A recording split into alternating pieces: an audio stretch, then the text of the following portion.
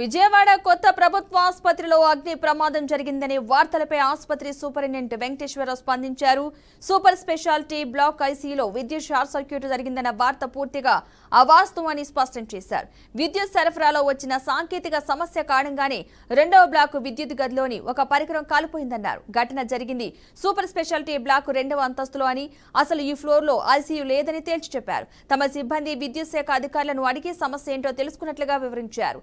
ఈ సమస్య తన దృష్టికి వచ్చిన వెంటనే కలెక్టర్ దృష్టికి తీసుకువెళ్లినట్లుగా చెప్పారు. రోగులకు ఎలాంటి ఇబ్బంది కలగలేదన్నారు.